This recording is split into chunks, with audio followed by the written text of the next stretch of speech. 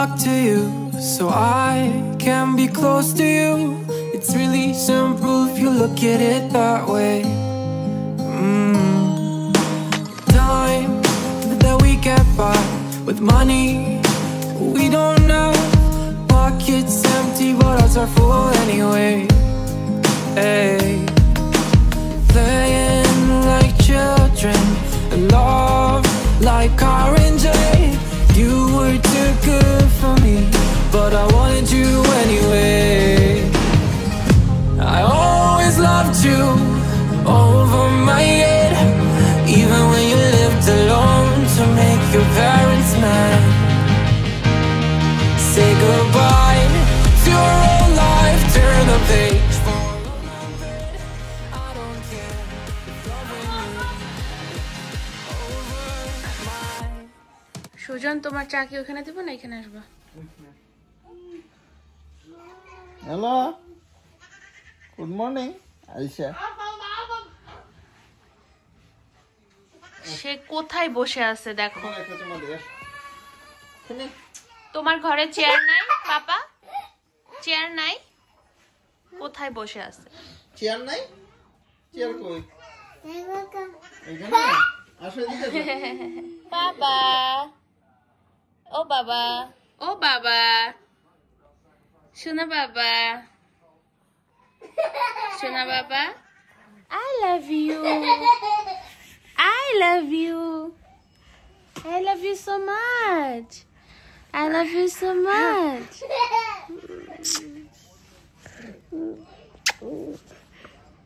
বাবা, ও বাবা। আদ্রর তো 8 বছর বয়স, ওর সামনের 2টা দাঁতই পড়ে গেছিল উপরের, পড়ে আবার উঠছে। তো উপরের দাঁত উঠার পরে এখন যখন হাসে একদমই মনে হয় না এটা আমাদের আগের আদ্র, পুরা নতুন আদ্র হয়ে গেছে আমাদের, তাই না? মাশাআল্লাহ, আমাদের নতুন আদ্র, আমাদের সোনা আদ্র। আদ্রর লাইফে সামনে অনেক বড় চ্যালেঞ্জ আছে,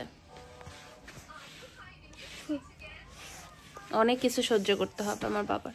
লাস্ট কয়দিন ধরে আদ্রর শরীরটা এত খারাপ যাচ্ছে, যে এরকম পরিমাণে খিঁচুনি হচ্ছে যে ওষুধ দিয়েও খিঁচুনি কমানো যাচ্ছে না।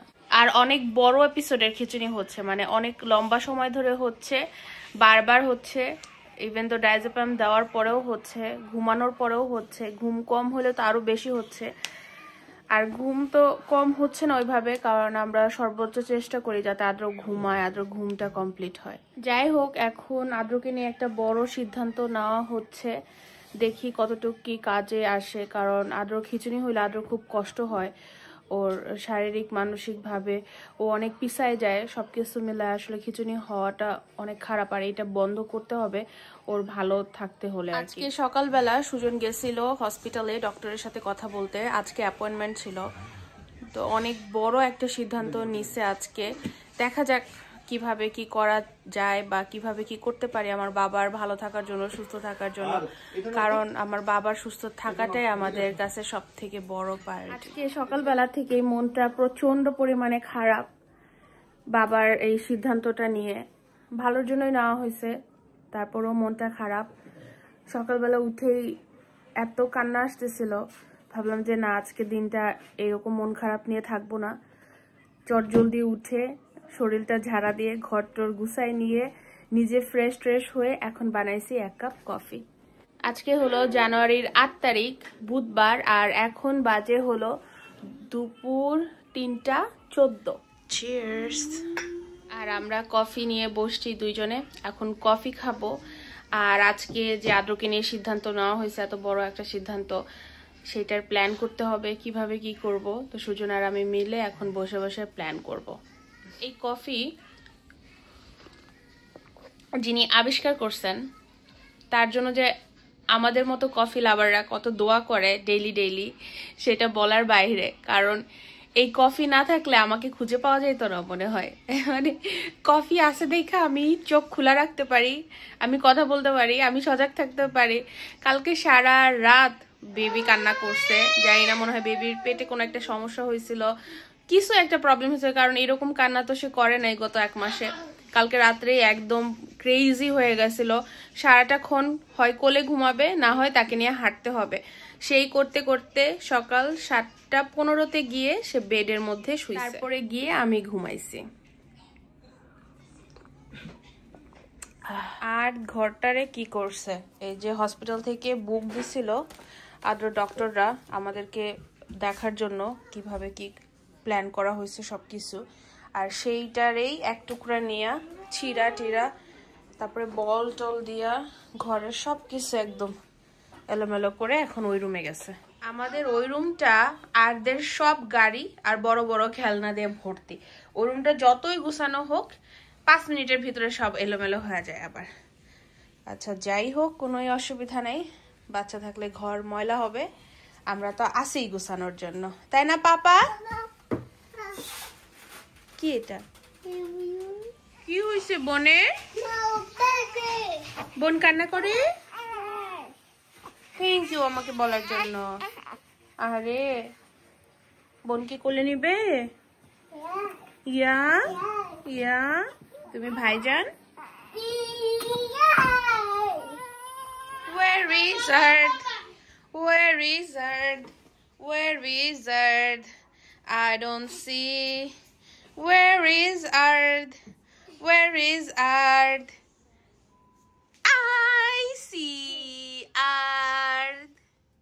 আরদের সব থেকে পছন্দের লুকানোর জায়গা হলো আমাদের এই টেবিলের ওই কর্নারটা, কারণ আর জানে এখানে আমি আর সুজন কেউই ঢুকতে পারি না, তাই তার সব থেকে সেফ জায়গা। আসো পাপা, আসো প্লিজ প্লিজ আসো।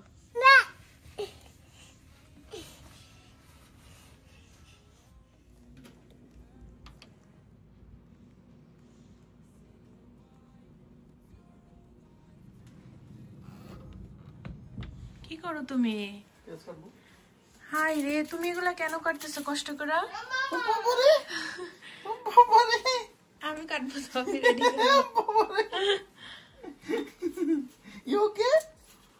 কেন কেন আমি কি তোমারে কাজ করাই? তুমি কাজ করাও না, but this is not something that I never do. এমন ভাবে কথা কইতেছ মানে আমি লাইফে প্রথমবার পেজ করতে। This is also not something that you have to do. Okay? I don't have to do. তুমি তো ঘুম পাড়াইতেছিলে। হ্যাঁ, ঘুমাই গেছে। এখন বাজে হলো 4:56। আজকে করতে হবে রান্না বান্না। এখানে ভিজাইছি মুরগির মাংস, তার সাথে সুজন বসাইছে ডিম, কাটতেছে পেঁয়াজ। ফোন টিপাইতেছিলাম, তুমি আসছো দেখি আমি ভাবছি তুমি এসে বলবা হ্যাঁ ফোন টিপাইতেছ। না আসলে thank you so much.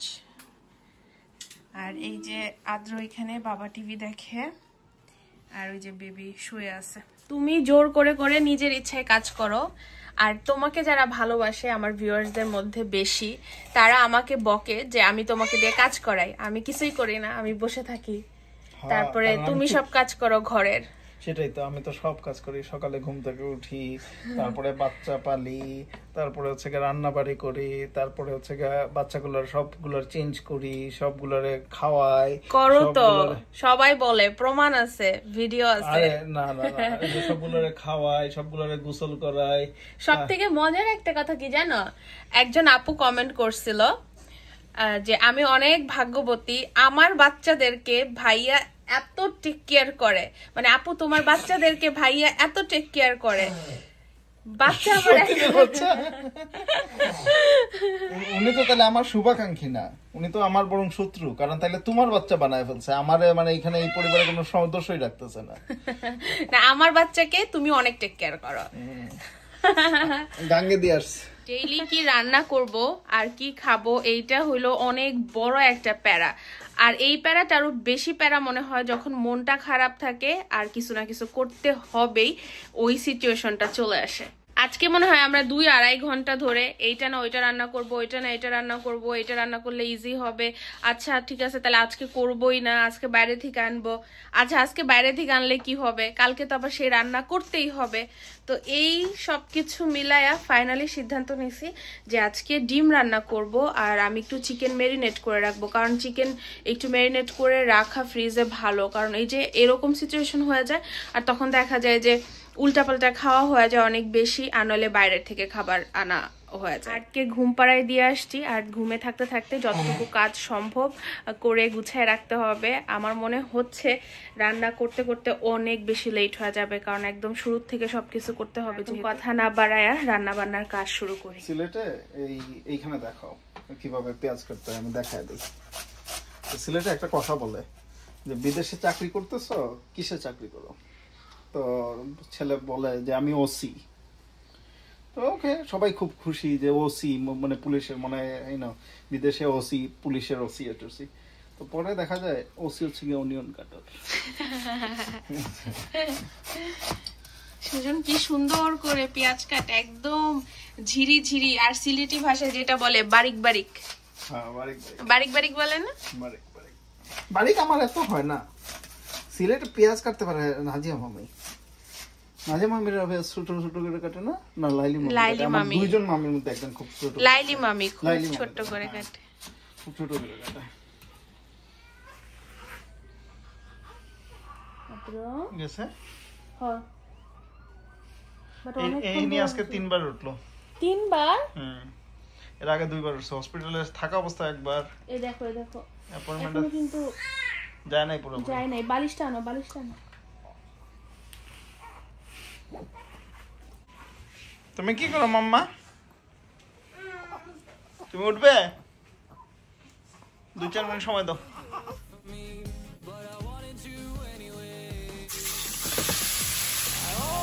Loved you over my head, even when you lived alone to make your parents mad. Say goodbye to your old life, turn the page, follow my bed.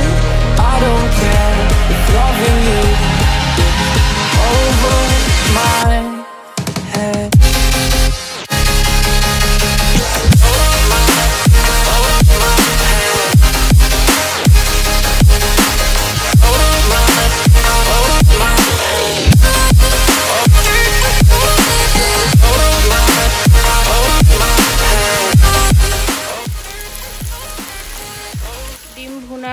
এখানে করা শেষ, করলা ভাজিও শেষ, আলু দিয়ে পেঁয়াজ দিয়ে পুরা মুচমুচে করলা ভাজি হয়েছে। এক্স্যাক্টলি এরকমটাই চাচ্ছিলাম। আর এইখানে আমি চিকেন ম্যারিনেট, এটা হলো একটু মালাই কাবাব স্টাইলে করতেছি। এখানে আমি সব মশলা দিয়ে দিছি। এইটা একদম আমি প্রথমবারের মতো ট্রাই করতেছি, দেখি কেমন হয়। যদি খুব ভালো হয় তাহলে অবশ্যই পরবর্তীতে আমি এই রেসিপিটা শেয়ার করব। সবকিছু নিয়ে নিছি। এখন টক দই আর লেবুর রস দিয়ে দিব। টক দই দিয়ে ভালো করে মাখাই নেব। টক দইটা মারাত্মক পরিমাণে ঠান্ডা। আর ওই যে ওইখানে আমার পাপা উঠে গেছে, আর সুজন বাচ্চাদেরকে রাখতেছে, আমি এখানে রান্না করতেছি। সুন্দর করে চিকেনটা ম্যারিনেট করে রেখে দিব। আজকে যদি ভালো লাগে রাত্রে করতে পারি, দেখি, এখনো প্ল্যান কিছু করি নাই। কাবাবটা আসলে যত বেশিক্ষণ মাখানো থাকে ততই ভালো লাগে, এর জন্য আমি আগের থেকেই মাখায় রাখতেছি। এই যে এরকম থাক থাক করে রেখে দিব, যখন দরকার হবে বের করে শুধু এয়ার ফ্রাই ভাজবো, আর না হলে একটা প্যানে ভাজে নেব। এই আর কি। কি করো তোমরা? Look at that, মাশাআল্লাহ। এই যে ভাইজান এখানে। আমাদের ঘরে যদি আর্ট শান্ত থাকে তাহলে আমাদের ঘরে শান্তি বিরাজমান। হাতের মাথা গরম, ঘর গরম। একমাত্র কনসার্টের মালিক, যে কোনো সময় কনসার্ট করতে মনে যায়, তাই না? হ্যাঁ, ইয়েস। এই কাবাবটা দেখতে ওয়াও, এত সুন্দর হয়েছে, মনে হচ্ছে পুরো দোকানের কাবাবের মতো। আমি আর থাকতে পারি নাই, ভাবলাম যে 3টা লেগ পিস বানাই ফেলি, যেহেতু মশলা টসলা মাখায় রেডি করা। আমরা যথারীতি টিভির সামনে আমাদের যে টি টেবিল, ওইখানে বসে আমরা খাওয়া দাওয়া করি। করলা ভাজি দেখতে অনেক লোভনীয় লাগতেছে। আর এই যে ডিম ভাজির কথা আর কি বলবো, ডিম ভাজি দেখতে তো পুরা ঝাক্কাস লাগতেছে, তাই না? নো বলতেছে। এটা কি egg? Egg egg egg egg. এটা আমি আগে একটু খায়া দেখি।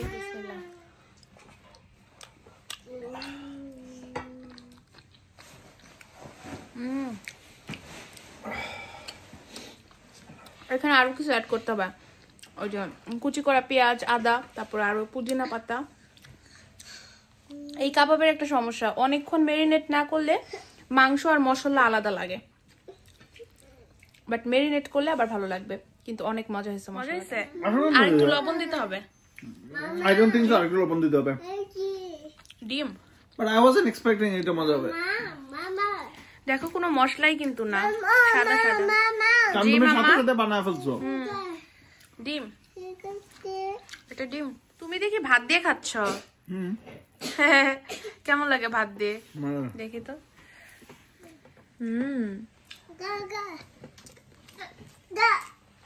বাট এটা ম্যারিনেট ছাড়া প্রপার যে টেস্টটা ওটা পাওয়া যাবে না। অনেক মজা। It's really simple if you look at it that way. Time that we get by with money we don't know. Pockets empty but hearts are full anyway. Hey, playing like children and love like R&J. You were too good for me, but I wanted you anyway. আজকের প্রত্যেকটা রান্নাই মজা হয়েছে, কিন্তু করল্লা ভাজিটা কি পরিমাণে যে মজা হয়েছে আমি যতই বলবো ততই কম হবে। এইরকম ধরনের করল্লা ভাজি, সাদা কোনো ধরনের কোনো মশলা ছাড়া, শুধু সামান্য একটু জিরা ফোড়ন, পেঁয়াজ আর মরিচ দিয়ে বাগার করল্লা ভাজি এত মজা হয়। ঝরঝরে, একটু হালকা তেল বেশি থাকবে, গরম ভাতের সাথে অমৃত। করল্লা ভাজি এমনিতেই আমার খুবই পছন্দের একটা খাবার, আর এইরকমভাবে যখন ভাজাটা হয় সেটা খেতে আরও বেশি সুস্বাদু লাগে। খাবার দাবার শেষ করে রেস্ট নিয়ে এখন বাবাকে গোসল দিতে আসছি। বাবাকে গোসল দেওয়ার আগে আমি সব কিছু গুছিয়ে নিই, যাতে করে বাবাকে গোসল দেওয়ার সাথে সাথেই জামা কাপড় পরিয়ে আমি বেডে দিতে পারি। কারণ গোসলের পরে যে বাবার একটা ফ্রেশ ঘুম হয়, সেই ঘুমটা বাবার শরীরের জন্য অনেক বেশি জরুরি। সবাই যার যার বেডে চলে গেছে, আর আমার হাতে রয়ে গেছে অনেক কাজ এখনও বাকি। আজকে আমি রান্নাবান্নার সাথে কিছু কাপড়ও ধুয়ে ড্রাই করে রাখছি। যেহেতু ঘরে 3টা বাচ্চাই অবুঝ, তাই দেখা যায় কাপড় চোপড় অনেক বেশি ময়লা হয়, আর প্রত্যেক দিনই আমার কিছু না কিছু কাপড় ধোয়ার আর শুকানোর থাকে। সবাই অনেক দোয়া করবেন। দেখা হবে অন্য আরেকটা দিন আমার লাইফের অংশবিশেষ নিয়ে। ততদিন পর্যন্ত আল্লাহ হাফেজ, আসসালামু আলাইকুম।